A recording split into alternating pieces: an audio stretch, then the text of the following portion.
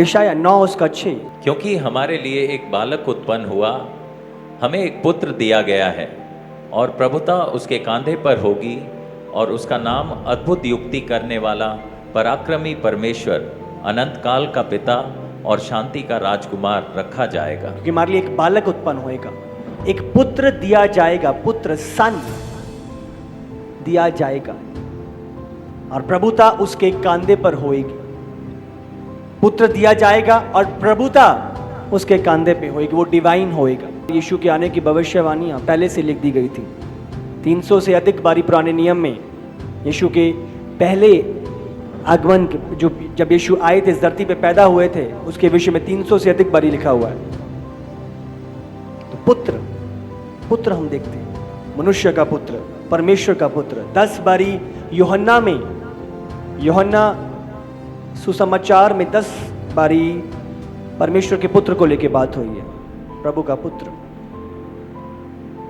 यूहन्ना 5 उसका 18। इस कारण यहूदी और भी अधिक उसके मार डालने का प्रयत्न करने लगे, क्योंकि वह न केवल सबत के दिन की विधि को तोड़ता, परंतु परमेश्वर को अपना पिता कहकर अपने आप को परमेश्वर के तुल्य भी ठहराता था। हालेलुया। तो यीशु के अंदर कोई गुनाह नहीं पाया गया। क्या गुनाह था? कि वो अपनी आइडेंटिटी, अपनी पहचान लोगों को बताता था कि मैं प्रभु का पुत्र हूं। यही गुनाह था जो यीशु के अंदर पाया गया, जिसके कारण उन्होंने विरोध किया और यीशु को सलीब पे चढ़ाने के लिए फोर्स किया। वो डिवाइन पर्पस था, वो होना ही होना था, चाहे जिस मर्जी रीति से हो, बट गुनाह वो कोई ना निकाल पाए। क्या गुनाह था? वो अपने आप को प्रभु का पुत्र कहलाता है। समझ रहे हो क्या? नहीं, परमेश्वर का पुत्र, मनुष्य का पुत्र, क्या है जो हम यीशु के जीवन से उसकी पहचान को लेकर समझते हैं? कौन है यीशु? क्या यीशु 2000 साल पहले आया, पैदा हुआ, हर बंदे की तरह अच्छे काम किए, उसने भले काम किए, लोगों को चंगा किया, लोगों को छुटकारा दिया, और सलीब पे उसको मार दिया गया? और हमें जानना है, समझना है, यीशु मसीह सिर्फ 2000 साल पहले पैदा नहीं हुए थे। यीशु मसीह अनंत काल से हैं। हालेलुया। 2000 साल पहले यीशु मसीह सिर्फ इस देह को धारण करके इस धरती पर, बेथलेहम स्थान पर पैदा हुए। हालेलुया। को समझना है, आज गहराई को पकड़ना है। यीशु कौन है? बहुत सारे लोग, बहुत सारी विचारधाराएं, अलग अलग चीजें हैं, बट हमें असल में समझना है यीशु कौन है। एक बारी से पैदा हुआ, मनुष्य के रूप को धारण किया। यीशु मसीह संसार में आए, अलौकिक रीति से प्रभुता उसके कांधे पे होएगी, प्रभुता। हालेलुया। लूका 1 उसका 34 और 35। मरियम ने स्वर्गदूत से कहा, यह कैसे होगा? मैं तो पुरुष को जानती ही नहीं। स्वर्गदूत ने उसको उत्तर दिया, पवित्र आत्मा तुझ पर उतरेगा और परम प्रधान की सामर्थ तुझ पर छाया करेगी, इसलिए वह पवित्र जो उत्पन्न होने वाला है परमेश्वर का पुत्र कहलाएगा। प्रभु का पुत्र कहलाएगा। जब आएगा परमेश्वर का पुत्र कहलाएगा। पैदा चाहे वो मनुष्य के रूप को धारण कर रहा है, बट वो प्रभु का पुत्र कहलाएगा। हालेलुया। 37 और 38 भी पढ़ेंगे इसका 38। क्योंकि जो वचन परमेश्वर की ओर से होता है वह प्रभाव रहित नहीं होता। मरियम ने कहा, देख मैं प्रभु की दासी हूँ, मुझे तेरे वचन के अनुसार हो। तब स्वर्गदूत उसके पास से चला गया। पाक रूह उस पर छा गया, ठहर गया, और पाक रूह पवित्र आत्मा की सामर्थ के द्वारा वो बच्चा उसकी कोख में आया, और यीशु उसके गर्भ में आए, और उसके गर्भ में से इस धरती पर जन्म लिया। हालेलुया। पवित्र आत्मा की सामर्थ से होएगा। देखा ये कैसे होएगा? मैं तो विवाहित नहीं हूं। पाक रूह की सामर्थ के द्वारा ये होगा। आमीन। इस्राएली लोग जानते थे जब वो आगे चलते थे किस प्रकार जब प्रभु की हजूरी उतरती थी तो सारी जगह पे एक भरपूर एक परिपूर्णता छा जाती थी। आमीन। यीशु मसीह इतिहास से आए थे, पहले से ही थे, 2000 साल पहले नहीं। मैंने आपको बताया 2000 साल पहले इस देह को सिर्फ धारण किया था। यीशु मसीह इस धरती के प्रोडक्ट नहीं थे। यीशु मसीह इटर्निटी के अनंत काल से इस धरती में वास करने के लिए देह को इस धरती पर धारण किया। अनंत काल से आकर समय में प्रवेश किया। प्रभु के रेल्म में टाइम नहीं है, इटर्निटी में टाइम नहीं है, पर इटर्निटी से यीशु मसीह समय में प्रवेश करे, समय में आए अपने उस बड़े मकसद को पूरा करने के हमारे लिए कि प्रभु ने जगत से ऐसा प्रेम किया। यीशु मसीह इतिहास के अंदर आए पर बाहर से आए, इतिहास के बाहर से इतिहास के अंदर यीशु ने प्रवेश किया। हालेलुया। इतिहास के अंदर, हिस्ट्री के अंदर प्रभु ने प्रवेश किया। इतिहास से नहीं आए, इतिहास के भीतर प्रभु ने प्रवेश किया। ह्यूमन रेस में प्रभु ने एंटर किया, मनुष्य के रूप को धारण किया, मनुष्य देह यीशु ने ली। बैतलहम के पास चीजें शुरू नहीं हुई। यीशु मसीह बैतलहम में पैदा हुआ था, एक अच्छा बंदा था। यीशु मसीह बैतलहम से पहले से है। आमीन। जब प्रभु ने कहा आओ हम मनुष्य को बनाएं, प्रभु ने बात करी आओ हम कौन है? परमेश्वर पुत्र और पाकरू। उस समय जब मनुष्य बनाया गया यीशु था। जब वो आग में 3 मनुष्य शद्रक मेशक अबेदनगो को जलाए जा रहे थे, चौथा मनुष्य कौन आया? नेबूकदनेस्सर राजा बोलता है ये चौथा मनुष्य कौन है जिसका स्वरूप परमेश्वर के पुत्र के समान दिखाई दे रहा है? प्रभु के पुत्र के समान दिखाई दे रहा है। यीशु मसीह सिर्फ 2000 साल पहले नहीं, उससे भी पहले यीशु मसीह थे। हम इतने इंस्टेंसेस पे यीशु को देखते हैं। अब्राहम के पास कौन आया? वो 3 जन, प्रभु आया। याकूब के साथ कौन लड़ा? प्रभु लड़ा। जब यहोशू लड़ने पे था उसने एक दूत को देखा, कौन आया यहोशू के पास? यहोशू के पास प्रकट हुआ, प्रभु ने जाहिर किया कि मैं तुम्हें मिस्र से छुड़ा के लाया हूं। दूत का स्वरूप था। यीशु मसीह हमें समझना है कि वो अनंत काल से हैं। आमीन। अनंत काल। यीशु मसीह सिर्फ इस धरती पर पैदा हुए, कुंवारी से पैदा हुए, कुंवारी से जन्म लिया, देह को धारण किया। सबसे पहले हम दोनों विषयों के बारे में बात करेंगे, मनुष्य का पुत्र और परमेश्वर का पुत्र। दोनों बातों के विषय में और ये क्यों महत्वपूर्ण है हम समझेंगे और जानेंगे।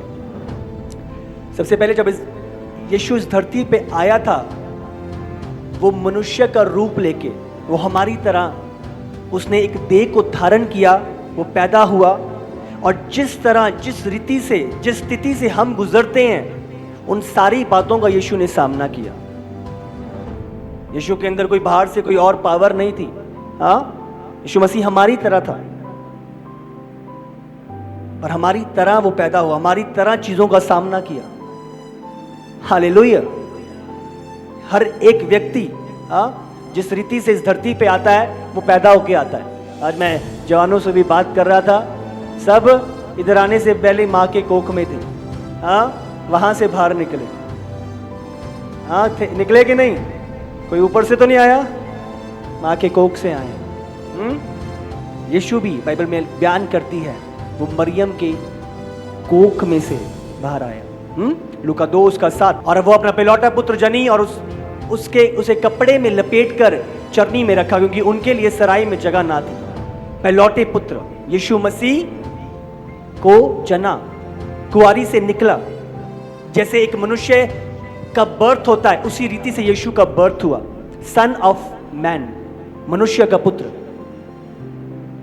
हालेलुया। तो आप देख रहे हो सन ऑफ मैन, वही चीजें जो एक नॉर्मल बंदे की लाइफ में होती हैं वो सारी चीजें यीशु की लाइफ में थी। वो पैदा हुआ, वो बड़ा।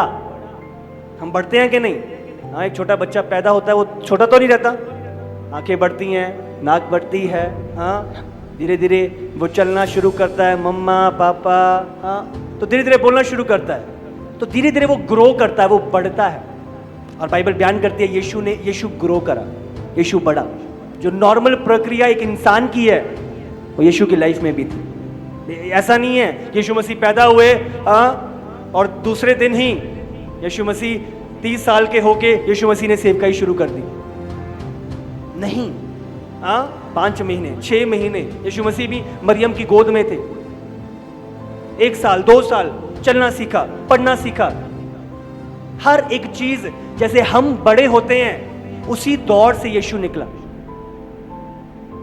हम देखते हैं एक इंस्टेंस, यीशु 12 साल का था और वो मंदिर में प्रचार कर, 12 साल का था।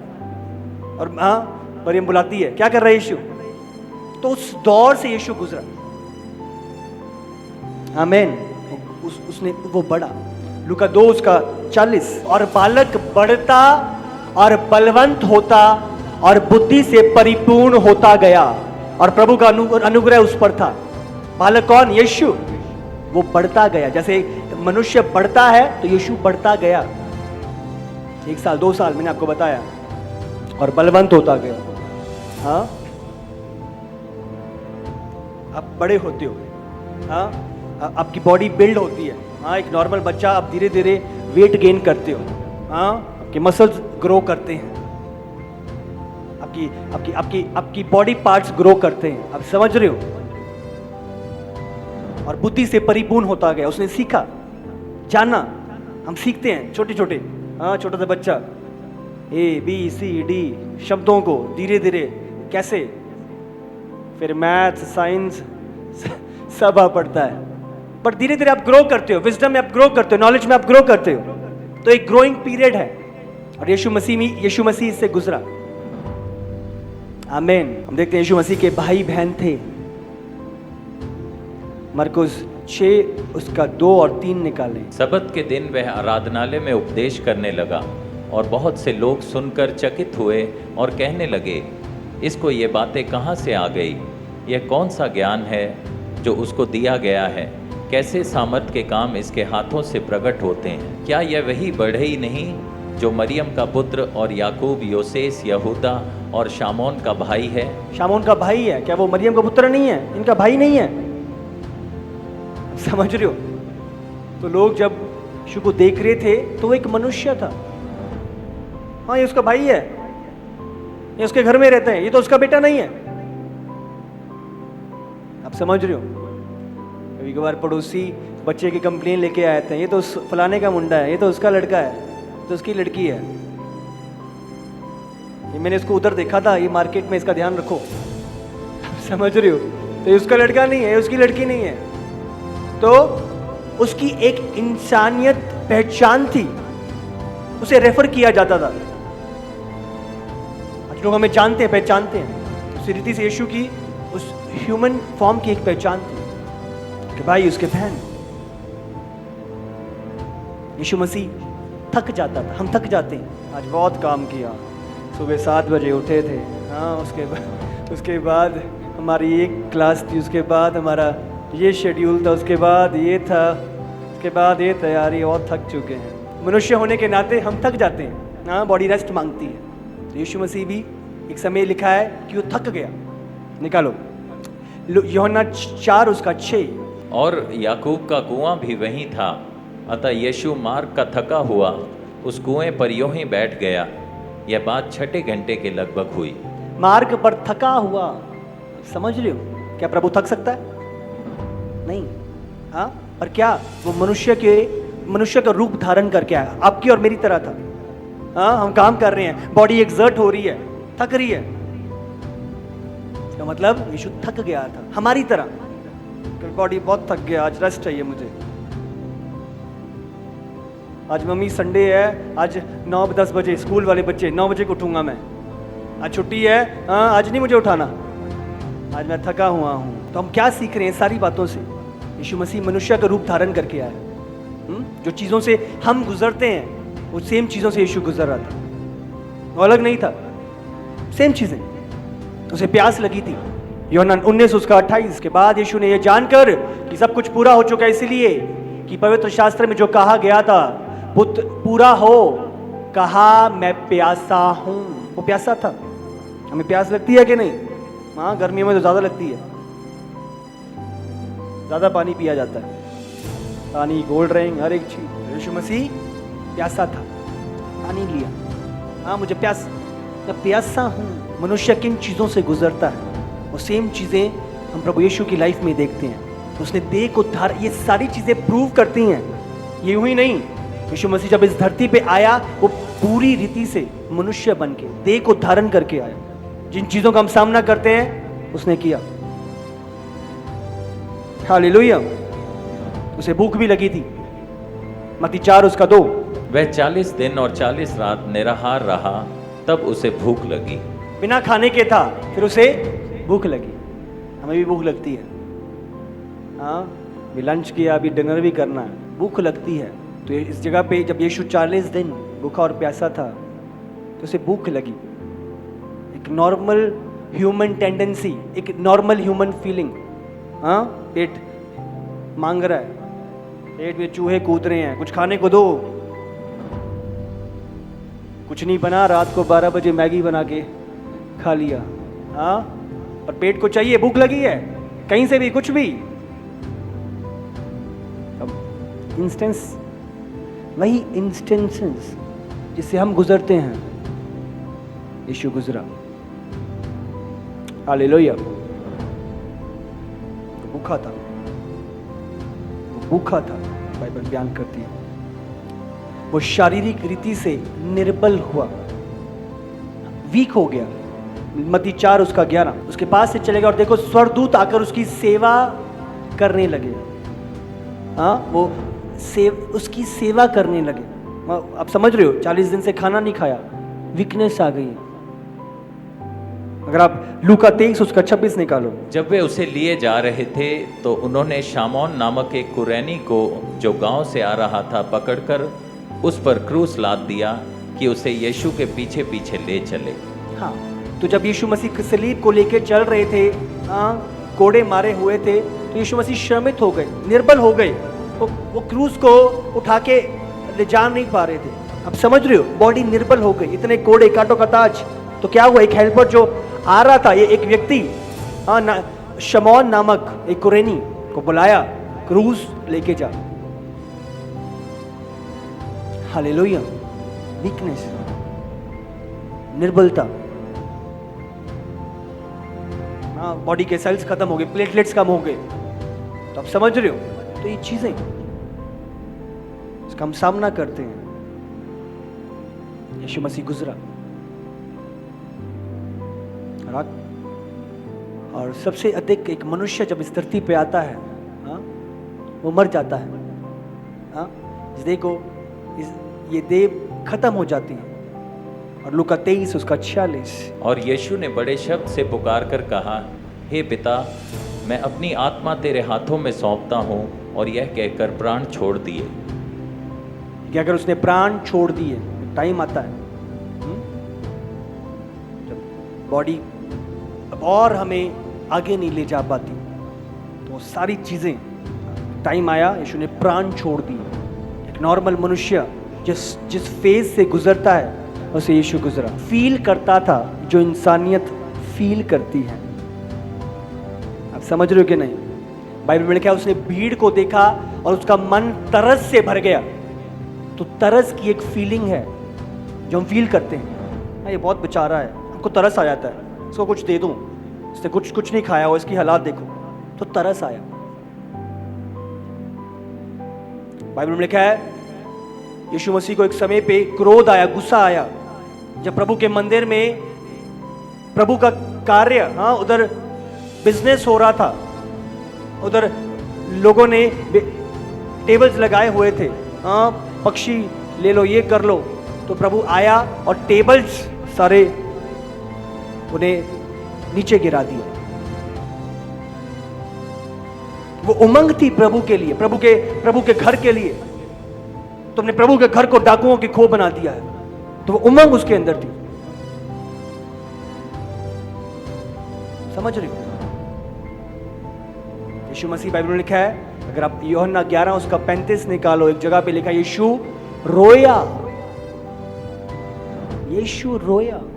लाजर की कब्र के पास जब वो था, यीशु की आंखों में से आंसू, यीशु रोया, यीशु दुखित हुआ। बाइबल बयान करती है वो रोया। समय पे यीशु ने आनंद मनाया, वो आनंद से भरपूर था, प्रेम की भरपूरी। तो ये सारी चीजें नॉर्मल ह्यूमन की फीलिंग्स को हम देखते हैं प्रकट होता हुआ यीशु की लाइफ में। हालेलुया।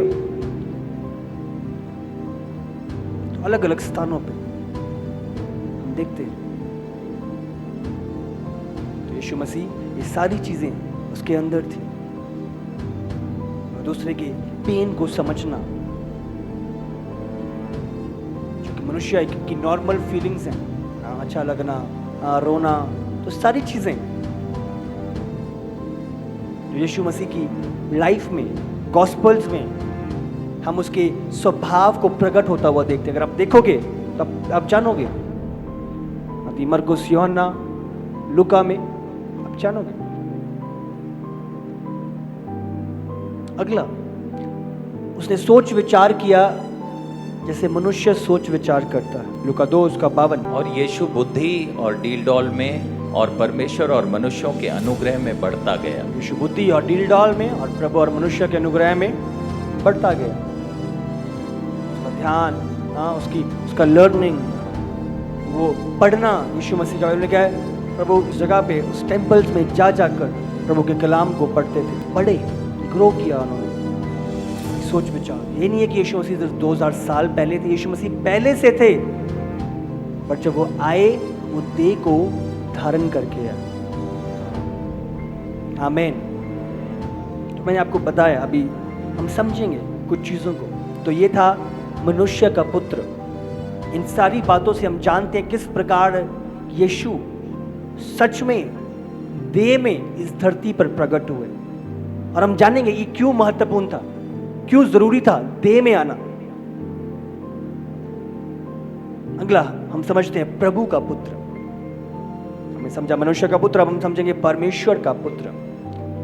40 से अधिक नए नियम में परमेश्वर का पुत्र के विषय में लिखा हुआ है। मत्ती 14 उसका 33। इस पर उन्होंने जो नाव पर थे उसे दंडवत करके कहा, सचमुच तू परमेश्वर का पुत्र है। हालेलुया। नाव पर ही जब प्रभु ने आंधी तूफानों को रोक दिया, इतनी आंधिया तूफान, जैसे यीशु ने बोला थम जा, थम गई। और चेलों ने यीशु को देखकर जाना और समझा, प्रभु ये प्रभु ही है, ये सचमुच प्रभु का पुत्र है, ये कार्य मनुष्य नहीं कर सकता, ये प्रभु का पुत्र है। हालेलुया। यीशु मसीह मनुष्य का पुत्र था और प्रभुता उसके कांधे पे थी, वो डिवाइन सामर्थ में काम करता था। हालेलुया। प्रभु का पुत्र। शैतान भी जानता था कि यह प्रभु का पुत्र है। यीशु एक जगह पे गया, अगर आप निकालो मत्ती 8 उसका 29। उन्होंने चिल्लाकर कहा, दुष्ट आत्माओं ने चिल्ला के कहा, पढ़ो, हे परमेश्वर के पुत्र, हमारा तुझसे क्या काम? क्या तू समय से पहले हमें दुख देने यहाँ आया है? क्या समय से पहले हमें दुख देने आया है? प्रभु का पुत्र। तो उसने प्रभु की आइडेंटिटी को शैतान ने पहचाना। शैतान पहचानता है, लोग नहीं पहचानते।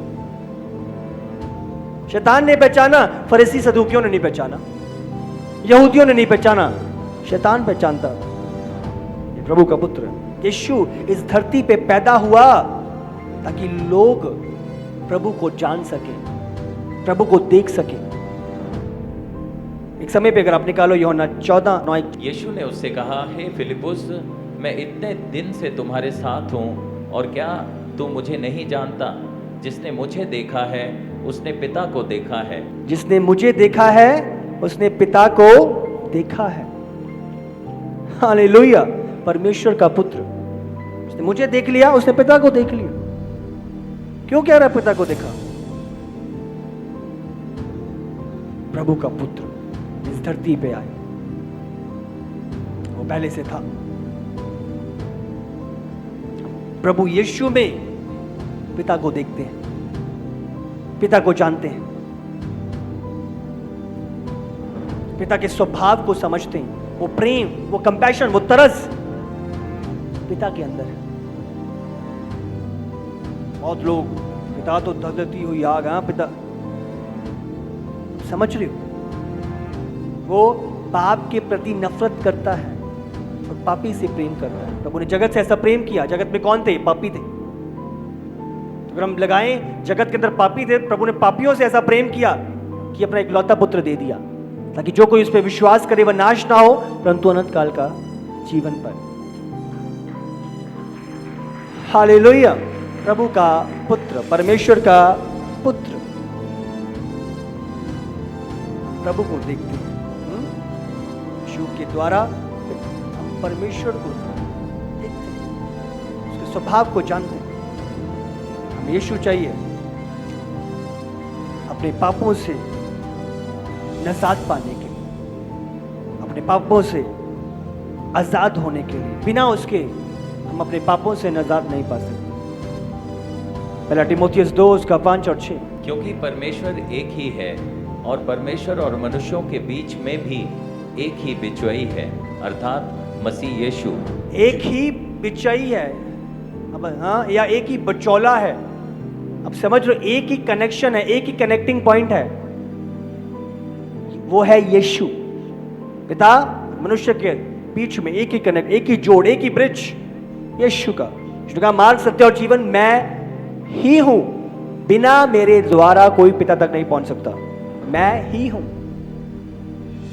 मैं हूं नहीं कहा, मैं ही हूं। इसका मतलब मेरे बिना और कोई नहीं है। चाहे जितने लोग क्लेम करते रहें हम मिलवा देंगे, ये कर देंगे, इसमें का और कोई है ही नहीं। अर्थात मसीह यीशु जो मनुष्य है, जो मनुष्य है, आप देख रहे हो, दाद यीशु मसीह जो मनुष्य है, ये किस रीति से संभव हुआ? कैसे संभव हुआ? जो मेल टूट चुका था आदम की वाटिका में, कैसे संभव हुआ? यीशु के इस धरती पर मनुष्य का रूप धारण करने के द्वारा, उसके सलीब पर जाने के द्वारा, उसके मारे जाने के, गाड़े जाने के और तीसरे दिन मुर्दों में से जी उठने के द्वारा। हालेलुया। वो मेल मिलाप हमारा प्रभु के साथ हुआ, जिसने अपने आप को सबके छुटकारे के दाम में दे दिया और उसकी गवाही ठीक समय पर दी गई। छुटकारे के दाम में दे दिया, हमारी कीमत चुकाई गई, हमारा दाम चुकाया गया, छुटकारे का दाम। हालेलुया। वो लहू, कतरा कतरा कतरा बहाया हुआ लहू, क्या था वो? हमारी कीमत जो अदा करी गई। हालेलुया। हमारी कीमत अदा करी गई। आमीन। हमारी कीमत को अदा करा गया। इब्रानी 2 उसका 14 और 15। इसलिए जबकि लड़के मांस और लहू के भागी हैं, तो वह आप भी उनके समान उनका सहभागी हो गया, ताकि मृत्यु के द्वारा जिसे मृत्यु पर शक्ति मिली थी, अर्थात शैतान को निकम्मा कर दे, और जितने मृत्यु के भय के मारे जीवन भर दासत्व में फंसे थे उन्हें छुड़ा ले। उन्हें छुड़ा ले। हालेलुया। उन्हें छुड़ा ले। मृत्यु के भय के मारे जीवन भर दासत्व में फंसे थे, उन्हें छुड़ा ले। मौत का डर था। पहले क्या था? मौत सताती थी, मौत का भय। क्यों? कि पता था मृत्यु के बाद सीधा अनंत काल की आग, अनंत काल की नरक। पर अब वो डर जा चुका है। पौलुस तो कहता है, मन तो करता है अभी कूच कर जाऊं, अभी मर जाऊं, अभी प्रभु के पास चला जाऊं। डर ले लिया गया है, क्योंकि हमें पता है जब इस देह को छोड़ेंगे तो हमारी आत्मा जा कहां रही? आत्मा नरक की झील में नहीं, अरे आत्मा यीशु को प्रभु ग्रहण करने के द्वारा अनंत काल का जीवन यीशु के साथ स्वर्ग में व्यतीत करेगी। हालेलुया। डर जा चुका है, पेट नहीं है मौत की, अब मौत से बचते नहीं फिरते, हियाव से जीते हैं। मेरे लिए जीना मसीह है और मरना लाभ है। हालेलुया। डरते नहीं है, ये ना हो जाए, ये ना हो जाए, हियाव से चलते हैं।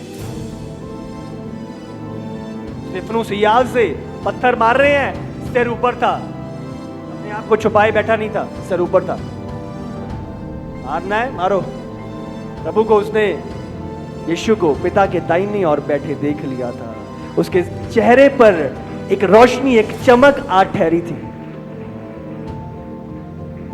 यीशु के द्वारा, उसके इस धरती पे आने के द्वारा प्रभु का पुत्र को ध्यान लगाना है क्यों संभव हुआ।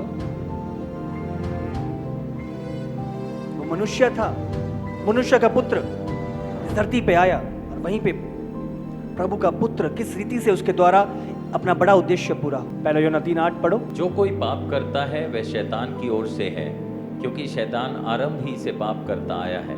परमेश्वर का पुत्र इसलिए प्रकट हुआ कि शैतान के कामों का नाश करे। शैतान के कामों का नाश करे। वो किस लिए प्रकट हुआ? शैतान के कामों का नाश करे। शैतान की योजना जो आपकी लाइफ में थी वो नाश करे। शैतान ने जो प्लानिंग्स आपके लिए रची थी नरक में ले जाने की, वो नाश करे। शैतान आता चोर करने, चोर किस लिए आता है? चोरी करने, घात करने और नाश करने। तो प्रभु क्यों हुआ, क्यों आया? कि शैतान के कामों को नाश करे। जो शैतान ने योजना बनाई है आपको नाश करने की, उन योजनाओं को नाश करे। मसीह धरती पर प्रकट हुआ तो मौत का डर से प्रभु ने हमें आजाद किया। भजन संहिता 23 उसका 4। चाहे मैं घोर अंधकार से भरी हुई तराई में होकर चलूं तो भी हानि से ना डरूंगा, क्योंकि तू मेरे साथ रहता है। तेरे सोटे और तेरी लाठी से मुझे शांति मिलती है। अंधकार की भरी हुई तराई से होकर गुजरूं तो भी ना डरूंगा। डर जा चुका है प्रभु के द्वारा। मसीह लोग अलग रीति से मरते हैं, मरना अलग होता है। अब समझ लो, वो पीस उनके चेहरे पे होती है वो अलग होता है। हल्का सा दुख होता है पर हम अफसोस नहीं करते। हमें पता है वो हमसे बेहतर जगह पे जा चुके हैं, जहां पे हमें भी जाना है। हालेलुया। बहुत बारी हम अपने प्रियजनों के विषय में हमें दुख होता है, अरे अलग वापिस जिंदा हो जा, वापिस आ जा, वापिस। और बंदा स्वर्ग में, भाई मैं खुश हूं, आनंदित हूं, मुझे वापस क्यों बुला रहा है तू? अब समझ रहे हो, वो एक आनंद का स्थान है, एक खुशी का स्थान है, एक बेहतर स्थान है। यीशु के साथ उसकी हजूरी में अनंत काल के लिए उसकी आराधना करना, उसकी महिमा करना, वो एक उत्तम स्थान है। हालेलुया। हम दुखित होते हैं क्योंकि हम इमोशन से भरे हुए हैं, हम दुखित होते हैं, पर हमें ये बात समझनी है, प्रभु के सत्य को जानना और पहचानना है। वो स्थान उत्तम है, इस जगह से बेहतर है, कोई कंपैरिजन ही नहीं है। इब्रानी 4 उसका 15 निकालो। क्योंकि हमारा ऐसा महायाजक नहीं जो हमारी निर्बलताओं में हमारे साथ दुखी ना हो सके, वरन वह सब बातों में हमारे समान परखा तो गया तो भी निष्पाप निकला। हमारे समान परखा तो गया पर निष्पाप निकला। जिस रीति से जो टेम्पटेशन, जो परीक्षाएं हमारे सामने आती हैं, यीशु मसीह भी गया पर वो निष्पाप निकला। पाप में गिरा नहीं, टेम्पटेशन में गिरा नहीं। 3 परीक्षाएं यीशु के सामने आई, रोटी बना दे, गिर जा, दूध संभाल लेंगे, मेरे आगे दंडवत कर ले, सब कुछ दे दूंगा। पर यीशु मसीह प्रबल हुआ, विजय हुआ, वो गिरा नहीं। इब्रानी 2 उसका 17 और 18। इस कारण उसको चाहिए था कि सब बातों में अपने भाइयों के समान बने, जिससे वह उन बातों में जो परमेश्वर से संबंध रखती हैं एक दयालु और विश्वास योग्य महायाजक बने, ताकि लोगों के पापों के लिए प्रायश्चित करे। क्योंकि जब उसने परीक्षा की दशा में दुख उठाया तो वह उनकी भी सहायता कर सकता है जिनकी परीक्षा होती है। यीशु ने दुख उठाया, हाँ वो चीजें, वो गुजरा, मनुष्य का रूप धारण किया, वो उन चीजों से निकला, तो इसीलिए उनकी भी सहायता करता है, कर सकता है जो जिनकी परीक्षा होती है। जिन चीजों से आप गुजर रहे हो, यीशु भी गुजरा। आपका खिलाफत हो रही है, आपका विरोध हो रहा है, आपके अच्छे चलने के कारण लोग आपके विरोध में खड़े हो उठे हैं। यीशु की लाइफ में भी थे विरोधी। क्या गलत किया था यीशु ने? चंगा कर रहा था, छुटकारा दे रहा था लोगों को। क्या बुरा किया था? फिर भी इतने सारे लोग खिलाफ उसको पकड़ने पे रहते थे। हाँ, कर इसको कर देना चाहिए या नहीं देना चाहिए? ये स्त्री, इसने पाप किया है, क्या करें? उसको फंसाने में लगे रहते हैं। लोग हमारी खिलाफत करते हैं, हमारे विरोध में बोलते हैं, ठट्ठा करते हैं, चुगलियां हो रही हैं, विरोध की बातें सही करने के बावजूद। अब चर्च आ रहे हो, चर्च के कारण विरोध हो रहा है, सही चलने के कारण विरोध हो रहा है, माड़े काम के कारण नहीं। तो प्रभु जानता है आप किन चीजों से गुजर रहे हो, क्योंकि वो गुजरा है। हालेलुया। ये नहीं कि प्रभु स्वर्ग में बैठ के आपको लग रहा है, आप इधर आके देखो, यीशु ने कहा मैं इधर आया हूं, मैं गया हूं, मैं निकला हूं, मैंने सहा है। इसलिए जब अपने वचन को बोलता है, डांडस बांधे रहो, तो उसके पीछे एक बल और सामर्थ छुपी हुई है। उसने कहा मैं निकला हूं और खड़ा रहा हूं, वही सामर्थ तुम्हें दी है, वही पाक रूप तुम्हें दिया है, तुम भी खड़े रहो और वो इनाम पाओगे यीशु के सामर्थी नाम से। हालेलुया। खड़े रहो, वो निकला है। इब्रानी 4 उसका 15। क्योंकि हमारा ऐसा महायाजक नहीं जो हमारी निर्बलताओं में हमारे साथ दुखी ना हो सके, वरन वह सब बातों में हमारे समान परखा तो गया तो भी निष्पाप निकला। तो भी निष्पाप निकला। परखा तो गया, निष्पाप निकला। कोई पाप यीशु की लाइफ में नहीं, परीक्षाओं के आगे वो गिरा नहीं। हालेलुया। हालेलुया। हम अपनी सामर्थ को पाते हैं यीशु मसीह के द्वारा। हम सामर्थ पाते हैं परीक्षाओं पर प्रबल होने के लिए। यीशु मसीह भी गुजरा, उसको भी भूख और प्यास लगती थी, वो भी मेरी तरह था। यीशु मसीह प्रबल हुआ, मैं भी प्रबल हो सकता हूं। पाकरू मेरे अंदर है, जो मेरे अंदर है वो सामर्थ्य उससे जो इस संसार में है। तो ये पाप, ये व्यभिचार मुझ पे प्रबल नहीं होगा, जो मेरे अंदर है वो प्रबल होगा, वो सामर्थ्य है। हालेलुया। तो ध्यान लगाना, यीशु मसीह इस धरती पे एक मकसद को पूरा करने के लिए है। प्रभु का पुत्र, मनुष्य का पुत्र, अनंत काल से इतिहास में एंटर किया।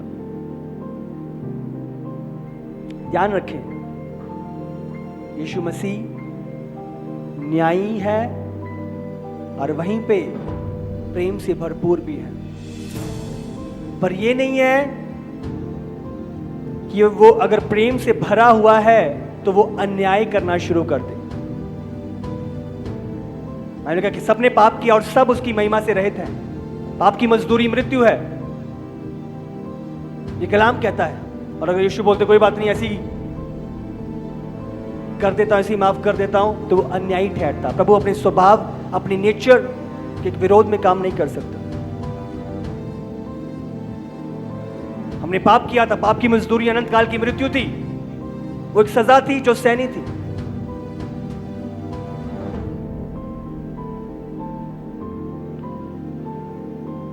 समझ रहे हो?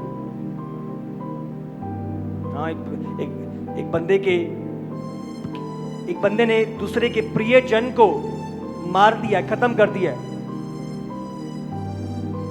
उसके भाई को मार दिया है, और वो जज के सामने जा रहा है। जिसके भाई को मारा गया है वो क्या अपेक्षा करेगा कि मेरा न्याय हो, जिसने मारा है इसको सजा मिले। और वहीं पे जिसने मारा है वो क्या अपेक्षा करेगा कि मुझ पे दया हो। अब समझ रहे हो, मुझ पे दया प्रकट हो। तब जज क्या करेगा? जज क्या करेगा? न्याय भी करना है, दया भी प्रकट करनी है। कैसे होएगा ये नहीं उसको माफ करके उसके साथ अन्याय कैसे हो सकता है? अब समझ रहे हो? और वहीं पे ये बेचारा दया मांग रहा है। तो क्या किया न्यायाधीश ने? क्या किया? हाँ, पिता ने क्या किया? अपने पुत्र को भेजा। जो सजा इस मर्डरर की थी, इस पापी की थी, क्या किया? इसकी एक सजा तो होनी है, पर क्या किया? सजा तो होएगी, न्याय तो चुकाया जाएगा, पर ये नहीं, इसके बदले पुत्र आएगा, पुत्र पैदा होएगा, कुंवारी से पुत्र जन्म लेगा, पुत्र बड़ा होगा, पुत्र सलीब पे जाएगा, पुत्र के कीले गाड़ी जाएंगी, पुत्र के ऊपर कांटों का ताज पहनाया जाएगा, पुत्र मारा जाएगा, गाड़ा जाएगा। समझ रहे हो? और परमेश्वर ये ईश्वर बनकर नहीं कर सकता था। अगर मनुष्य के पापों को, मनुष्य की सजा को लेना था, तो उसे मनुष्य बनकर इस धरती पे आना था। न्याय का होना, कुंवारी से पैदा होना, कुंवारी से वो आया।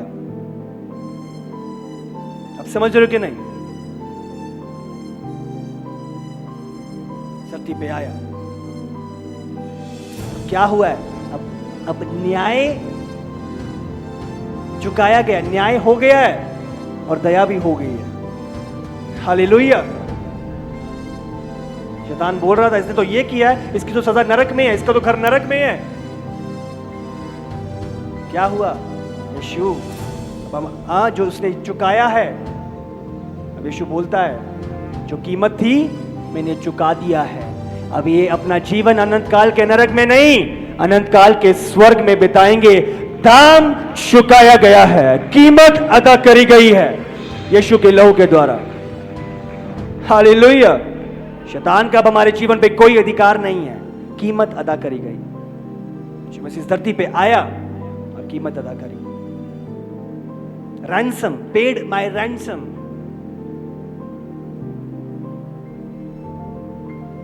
छुटकारे के लिए जो कीमत थी वो चुकाई गई। लोग मानने को तैयार हैं, अच्छा बंदा सी, अच्छे काम कितने सी, चंगा कितना सी, छुड़ाया सी, पर प्रभु नहीं है। यहूदी भी नहीं मानते, मुस्लिम्स भी नहीं मानते। क्यों? शैतान का धोखा।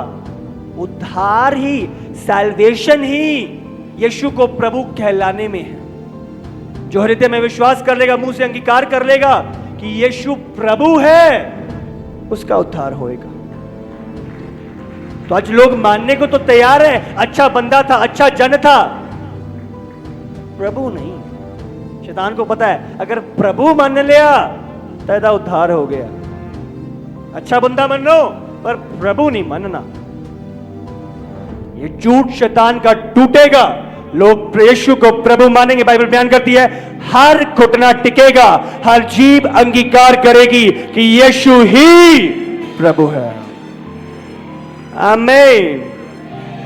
वो जल्द लेने आ रहा है, अपनी प्रजा को लेने आ रहा है। हर आंख उसे देखेगी। कीलों को भेदने वाले भी छाती पीटेंगे। यीशु आ रहा है, यीशु जल्द आ रहा है। खड़े रहो, स्थिर रहो, ठहरे रहो।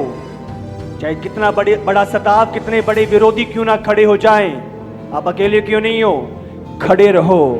जब यीशु आएगा आप उसकी दया को, उसके प्रतिफल को पाओगे यीशु के सामर्थी नाम से।